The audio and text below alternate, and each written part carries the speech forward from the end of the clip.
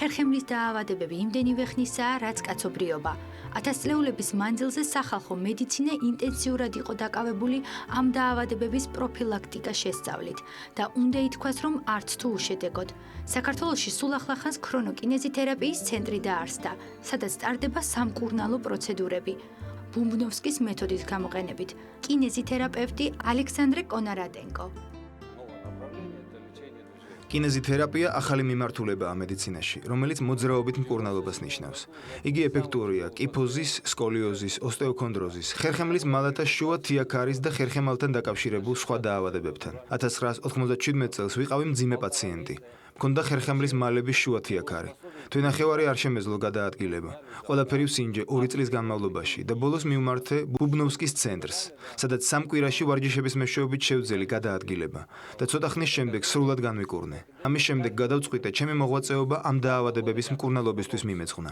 3 წლის წინ მქონდა ხერხემლის პრობლემები, დიაგნოზი დისკოზი, თიაქარი, ხერხემლის თიაქარი და გავიცანი ბატონი საშა და დავიწყე მკურნალობა კინეზოთერაპიის მეთოდით, რამაც ძალიან დიდი შედეგი გამოიღო.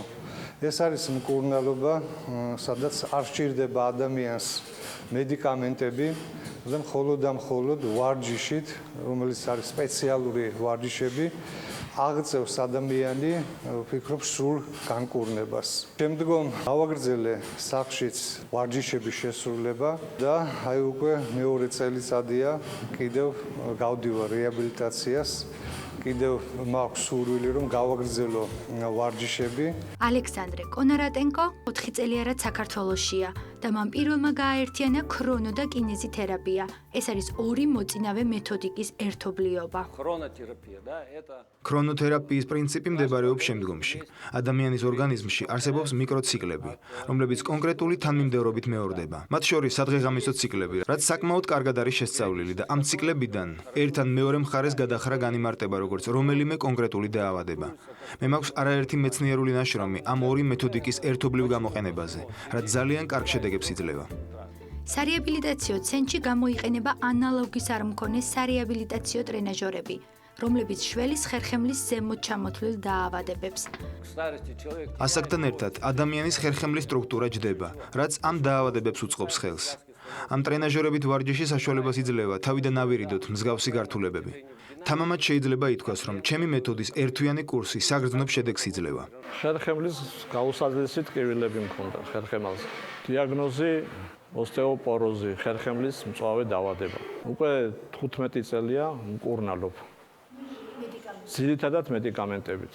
შედეგი მხოლოდ ის არის, რომ ფეხზე დავდივარ.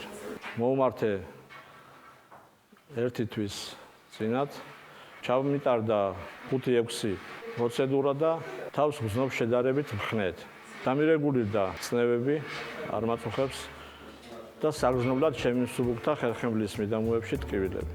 ცენტრში ასევე მკურნალობენ მაღალ არტერიულ წნევას და გულსისხლძარღვთა დაავადებებს.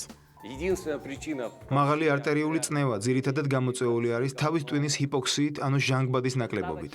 თავის მხრივ ჰიპოქსია გამოწვეულია ფეხის კუნთების მოდუნებით, კისრის სიღრმისეული კუნთების სპაზმით და წნევის პრეპარატების სისტემური გამოყენებით. მე მომწუხებდა გული. მაგაგეთებული ოპერაცია, 2 სტენდი მაქვს ჩაყენებული და მე მაწუხებდა წნევა ოპერაციის მერე. ეს არის სასურველი ადრე რო გამეგო, თორე გავიგე უკვე ოპერაციის მერე. და დავდიოდი ძალიან ყმაყოფილი დარჩი. 4 თვე დავდიოდი. ქრონოკინეზითერაპიის ცენტრში საშუალო კურსი 12-დან 36 ვარჯიშამდე მოიცავს.